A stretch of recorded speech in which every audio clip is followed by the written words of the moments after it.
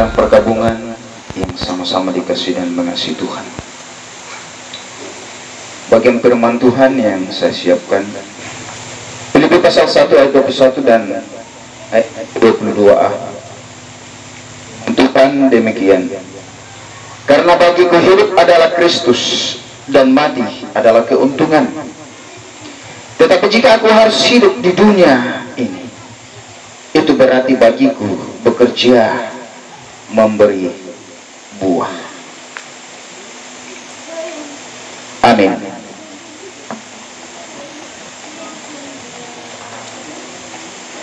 Demikianlah pembacaan firman Tuhan. Berbahagialah yang merenungkan firman Tuhan dalam suka maupun dalam duka. Haleluya, haleluya, haleluya, haleluya.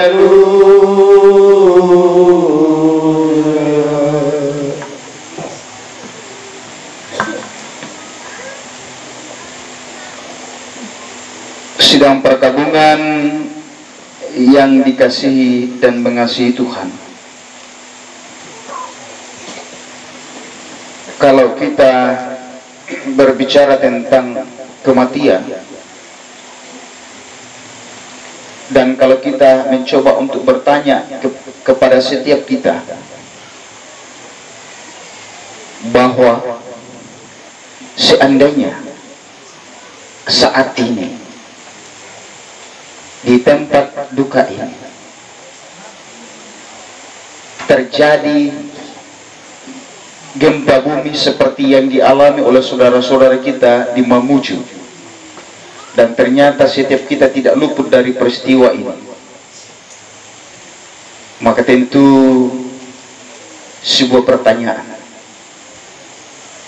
apakah kita yakin pasti masuk surga ketika kita sudah dipanggil pulang oleh Allah? Maka tentu setiap kita akan memberi jawaban berbagai macam. Ladeng ki ungkuai otai, ya disiam ki langkuai, iya.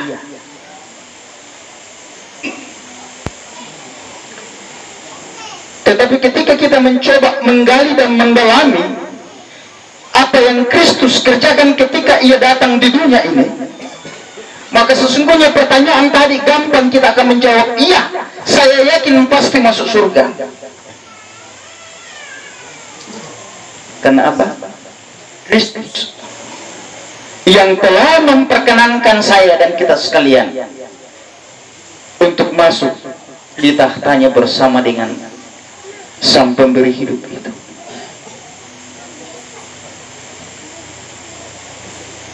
Mungkin jawaban ini pikirlah mengikutan, oh tidak segampang itu karena saya tidak berbuat baik. Untuk kasus saudara, untuk menghantar kita sampai pada kebenaran firman Tuhan, penjahat yang digantung bersama-sama dengan Kristus pada saat Kristus disalibkan, yang satu berkata, jika engkau anak Allah, selamatkanlah dirimu dan selamatkan kami. Lalu yang satu berkata, ingatlah aku, kata Yesus, hari ini juga engkau akan bersama-sama dengan aku di dalam Firdaus. Mengapa Yesus memakai kata akan pada waktu itu? Karena Yesus sedang dalam pekerjaan. Ia belum sampai pada puncak karya yang Bapaknya di surga percayakan. Kalau demikian, itu berarti bahwa sesungguhnya kematian bukanlah sesuatu yang menakutkan bagi kita.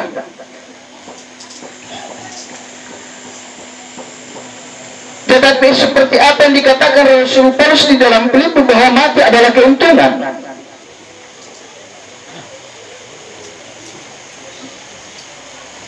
Dan ketika bagian kalimat ini kita coba hayati, maka secara manusia tidak masuk akal.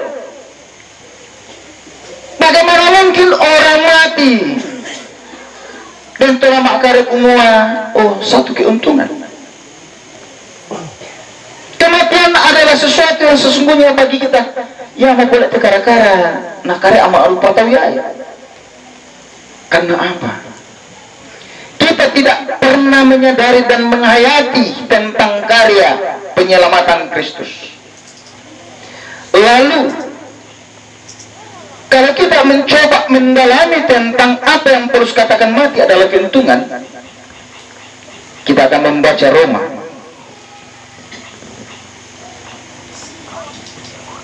pasal 6 ayat 7. Sebab siapa yang telah mati, ia telah bebas dari dosa. Keuntungan pertama kematian dimaksudkan Rasul Paulus di sini adalah bahwa ketika tiba waktunya kita dipanggil oleh Allah pulang sama dengan Bapa di surga, itu berarti bahwa kita tidak lagi di dalam dunia ini berbuat dosa. Kita telah bebas dari dosa.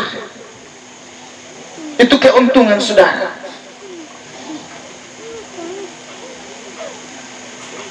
Karena ketika kita sudah pulang ke pangkuan Bapa di surga, maka di sana tidak ada lagi orang bisa berbuat dosa. Yang ada adalah sukacita, bahagia yang kita rasakan bersama. Muncul pertanyaan, kalau orang yang sudah dipanggil Tuhan itu berarti bebas dari dosa, apakah dosa masih ada? Sesungguhnya kalau kita merenungkan serta menghayati karya penyelamatan Kristus, dosa itu sudah tidak ada. Itu kita harus imani bahwa ketika Yesus datang ke dalam dunia, tujuan utamanya adalah datang menghapus dosa. Saudara, saya tanya, kalau kata hapus itu, misalnya saya tulis di papan tulis, lalu tulisan itu saya hapus, tulisan itu masih ada? Tidak ada, ya? Itu berarti bahwa ketika Kristus datang menghapus dosa, berarti dosa sudah tidak ada. Lalu kenapa Paulus katakan bahwa tidak lagi berbuat dosa? Sesungguhnya bagian ini hendak menekankan bahwa dunia yang kita jalani ini adalah dunia yang selalu mempengaruhi manusia untuk jatuh dalam dosa. Ini yang dimaksudkan.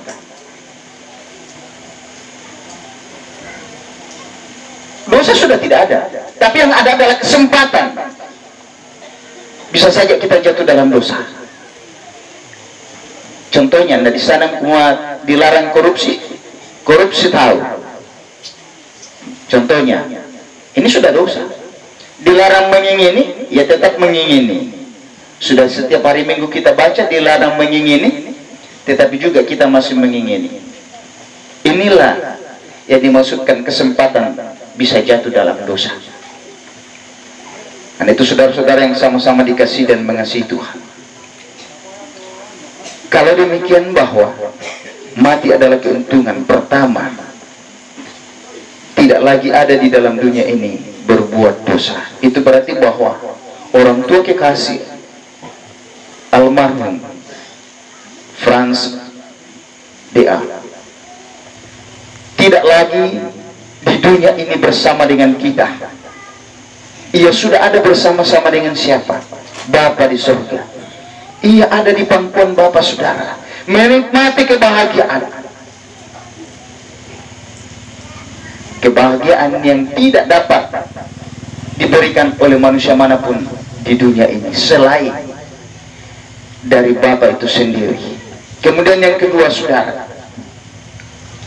apa maksud Rasul Paulus bahwa mati adalah keuntungan?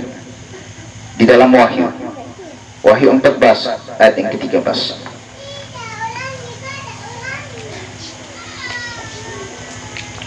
Dan aku mendengarkan suara dari surga berkata, tuliskan, berbahagialah orang yang mati dalam Tuhan sejak sekarang ini. Sungguh, kata Roh, supaya mereka boleh beristirahat dari jerih lelah mereka, karena segala perbuatan mereka menyertai mereka. Yang kedua,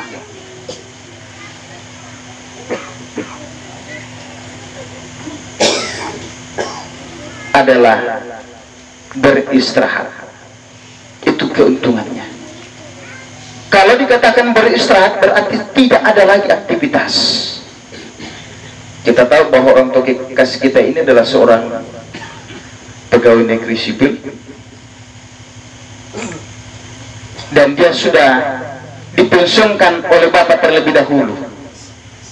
Sekalipun instansi mungkin belum mempensiunkan, tetapi bapak sang pemilik hidup dan pelayanan itu yang telah berkenan nakon ni may mokoyko istirahat nako. Mungkin ada kita di sini pegawai negeri yang sebetulnya juga dikokil pensiun mau tahu. Sebuah harapan bahwa ketika kita sudah pensiun, maka apa yang kita lakukan adalah menikmati apa yang kita buat semasa kita menjadi pegawai negeri, atau semasa kita hidup di dunia ini. Itu tujuan kita dikamali dikokil pensiun mau tahu. Supaya tidak lagi pagi-pagi apel, tidak lagi disuruh ini dan itu, tetapi tinggal bersama dengan keluarga, menikmati apa yang telah kita buat semasa kita menjadi seorang yang dipakai negara, atau sebaliknya sebagai seorang yang pekerjaannya adalah sama-sama dengan saya bertani. Semua kita ada waktunya untuk pensiun. Lalu yang menarik di bagian situ adalah ada ungkapan berbahagia.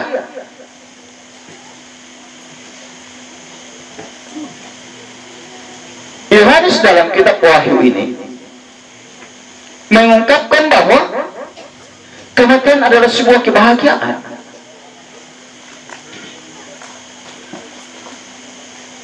Bahagia berarti bahwa yang dirasakan dialami adalah sukacita,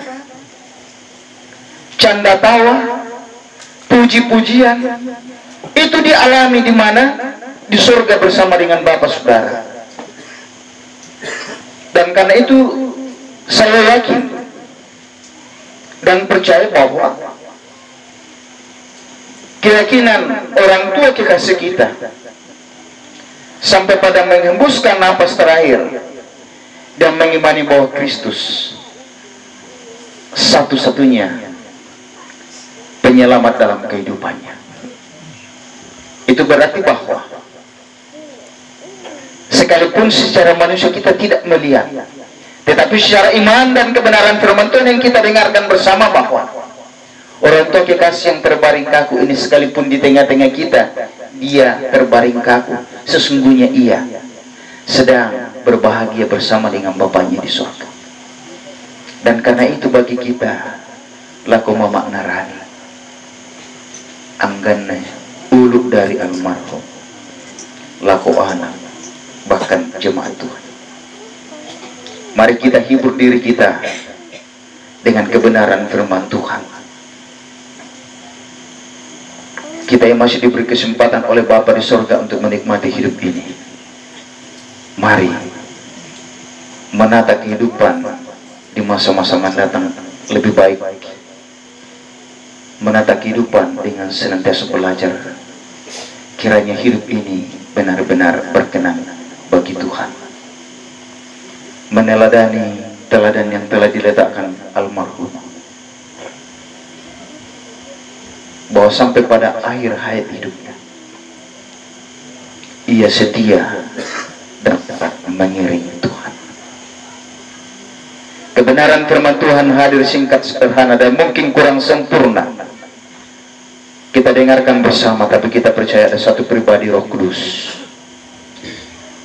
kiranya akan terus menerjemahkan firman-Nya agar benar-benar boleh menjadi kekuatan bagi kita, terkhusus bagi mamanya Rani. Pandanglah senantiasa kepada Allah yang punya hidup, bahwa Dia adalah pribadi yang merancangkan yang baik dalam perjalanan kehidupan manusia, yang akan selalu ada bersama-sama dengan Mama Rani di masa-masa mendatang, menjalani kehidupan ini. Mari kenyataan ini diterima dengan mata iman bahwa Allah merancangkan yang terbaik, baik keluarga terkhusus bagi almarhum Bapak Rani.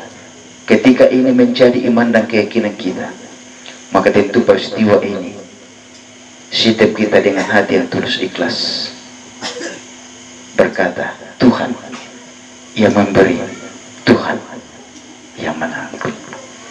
Amin firman Tuhan.